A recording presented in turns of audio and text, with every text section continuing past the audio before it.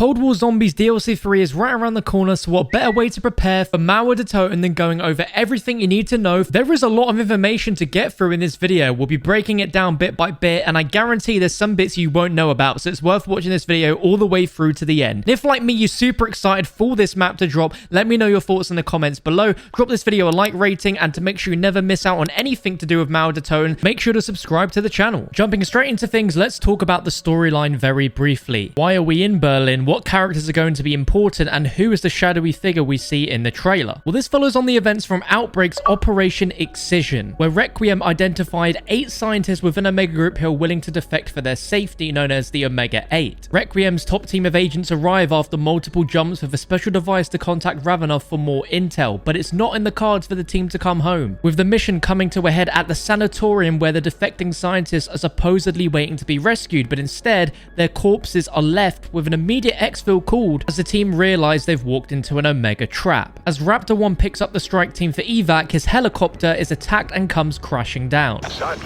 Weaver, them coming home is not part of the plan. Now, what does Kravchenko want with Requiem's strike team? If you've been following the story closely, you'll know exactly why, but if not, this intel explains it all. A letter written to Gorev from Kravchenko explaining the reports of Dr. Valentina's deception to be true. She has betrayed Omega and aligned herself with an otherworldly force. If you aren't aware of who she is a high-ranking member of Omega Group and serves as the organization's lead scientist of psychotronics research. At a very young age, she was raised by her father up until his unfortunate death, and was raised by her abusive uncle who she murdered when she was 16 years old. At the age of 5 to 6 years old, she came into contact with an unknown entity who recruited her to his cause. From this very moment onwards into her adult life now, her loyalties have remained with this individual, with her main goal being to enact his plan. And we learn through in-game intel that she thinks this unknown individual is her father, posing both physically and sounding just like him as a ghost. But what she doesn't realize is she's working with an unknown entity known as the One, an ancient being who controls everything in the dark ether. The most recent intel audio log called We Are Waiting directs Valentina to gather her things, bid farewell to this false life you lead, go to Berlin, everything is in place. Kravchenko and Omega will not allow this to happen. And this is where we come in as Requiem strike team. As Kravchenko describes, we've rotted in our cells long enough. It's time for us to fulfill our purpose. And this is what we see at the beginning of the trailer, with Kravchenko basically interrogating us, demanding we find the traitor Valentina, destroy her army, or our pilot will be bled dry. As you can see from this intel teaser, Raptor 1 is really going through it, being interrogated by Kravchenko, and even electrocution isn't breaking him. So the main villain we'll be looking out for and taking down is Valentina, who we see twice in the trailer as a shadowy figure. Now, as much as this looks like a resemblance to Dr. Edward Richtofen, this is not Richtofen. This is Valentina, and I hope by now you understand that. Jumping into the map layout, we know that this is going to be split into 2 portions, being above ground and then underground on the train tracks. Now, we can actually play in these areas right now in Cold War, as this area is reused from a campaign mission called Brick in the Wall. Starting with the train platform, it looks very similar, if not exactly the same as what we'll see in the map. If we take a look at this door that I'm aiming at, this now becomes a zombie window barricade. When it comes to the middle up against the wall here, this is where we're going to see the new Mule kick perk machine that we'll talk about later on, as well as the potential for the new robot AI helper called Klaus, who we'll talk about later too. We head up to the roof here, we can see that it's the exact same building with the same Korba neon logo. We can look out into the distance to see the bridge, as well as the Overwatch towers, as well as the road below. You can also see these wires connect between the 2 buildings, which in the zombies map will act as a zip line. So on ground level, we can see this entrance to the subway, which is more or less identical in the map itself that we'll be using to go underground. And in Mauer Der Toten, there is a yellow telephone box here, which is the exact same telephone box that Samantha uses in the D Machine intro cutscene. It's not there in the campaign level, but I would be shocked if this isn't involved somehow in the main Easter egg. On the rooftop opposite the Korba building, we can see from a previous teaser that the quick revive machine lives up here, and there is a chance that some of the interior building that we see in the campaign level might also be reused for the zombies map, so some very tight corridors and some narrow stairs staircases. You can see in the trailer the dark ether arrow pointing to the electricity, which we know is down below on the train platform, and it's a classic power switch just like the old school zombies maps. Now, one important dynamic is of course the never-ending trains that will be coming from both sides. As we see here, one player doesn't quite make it and gets trapped between both trains at the same time. This gives us a look at some interesting graffiti sprawled upon the train, which might not mean anything, but we're gonna look at it anyway. One of the most fascinating things we can see straight away as the train rolls past in the first few frames looks like the words "vodka saves lives" graffitied on the train. Now, you can also spot this on the adjacent train as it passes through, and we don't really know what this is a reference to, but if you have any ideas, I'd love to know them down below. And there's a few more other bits of graffiti, but before we look into that, let's see what else happens when we activate the power. And we see a zoom in of a piece of machinery that powers on this brand new robot, who is an upgraded version of Ivan the armor station robot called Klaus, who we see activated after the power is turned on. Now, what's interestingly is he's chained up and literally breaks out of his chains, and we can learn from this blueprint